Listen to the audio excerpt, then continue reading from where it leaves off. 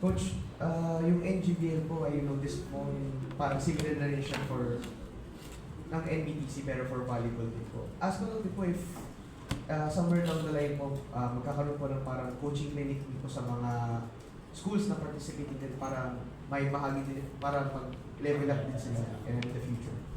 Ako yata nasa. Yes, sir. Go. Sige po. Organize. Yes, sir. Tama po kayo. Actually, Event and I, we work with the NBTC also for the last couple of years. We've been helping Coach Eric with running the NBTC also. So, hindi na malayo yung format with regards to doing local qualifying, regionals, national. With regards to the coaching seminar, yes, when we went around doing the local qualifying, we noticed there are things that we can do to the coaching community that can help them elevate their coaching, which will also translate to the players. So, yes, we have plans of putting up a coaching summit. Hopefully, we can do that before the next season so that whatever they learn from the coaching summit, they can apply in the next season of the NGBL. Meron po ba kayo ibang coaches po na gustong i-guest po sa proposed na coaching seminar dito kay Coach po dito? So right now, we don't have names yet. But definitely, we will be inviting very credible coaches who will talk during the summit. We're also looking at not just technical skills. We're also looking at inviting resource persons that will help the coaches in terms of child psychology, parent relationship, because those are very important when you're talking about under 16 players.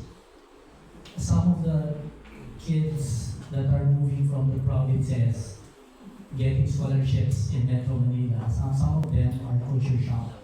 They don't know how to handle the changes that are happening in school, in play, and in their environment and in their peers. So it's very important that the coaches understand how the psychology of these kids work. So to us at NGBL and as parents of a young athlete also, we understand there's a need for them to understand child psychology. So those are some of the things that we're studying how to create the coaching summit. Anything that will help the coaches manage the players on and off the court, we will consider. Salamat po. Okay, good morning. I'm Gab Peras from People's Journal Tonight and Sports Corner PH. Sa mga players natin, itatanong natin ng tanong. Unahin natin si Apple. Si Apple. Apple sa Kilayan. And also, the same question din sa dalawa. Sino ba yung inspirasyon mo kung bakit ka nakapasok doon sa volleyball? At how would this competition will be a good factor upang mas lalo kang makilala at ma-expose ka sa eye level ng volleyball? Unahin natin si Apple. Unang-una po, yung inspiration ko sa paglalaro is yung pamilya ko po and sa lahat po ng sumusuporta po sa akin sa mga nagtitiwala.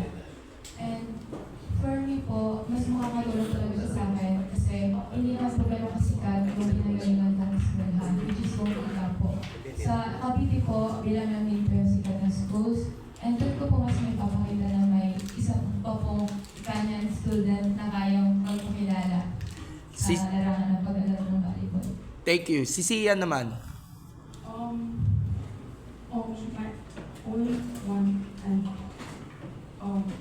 My only one inspiration is from my family because without them I wouldn't be here, and also my supporters who helped me reach where I am right now because this is a really big opportunity for me to showcase my family's legacy, which is the Vortas. And yeah. Next, si Glenn Saren, na ang daming fans sa aming FB page. My inspiration is my mom. Because she plays volleyball too, and she encouraged me to play volleyball with her also. And she's a really brave mother. She's really inspired me a lot. And my supporters, my dad, my family, and yeah. And how would this competition be a good factor to expose yourself in the high level of competition? It would be a great opportunity that I would compete in different events like this, and it would really help me get to they them get to know me, and they would give me new things to learn about. Alright, last question kina Yvette at Proy. Will this NGBL will have a annual event, hindi one time? At paano ito makaka-boost yung pag-market natin sa mga young volleyball stars na rin na malay natin, sila ang susunod sa yapak niya na Alaysa Valdez o si Sachi Minoa aka Jalja Santiago or yung mga bago sina Bella Belen, Shani Tura and the rest. And Angel Canina too. Thank you. Ang parang talaga namin dito is long term, no? So, this being our first season, we're just trying to get our feet wet. But we hope to make continuous improvements, no? Not just for the kids, but like my husband mentioned, for the coaches as well. Kasi ang volleyball naman sa Pilipinas community talaga yan eh.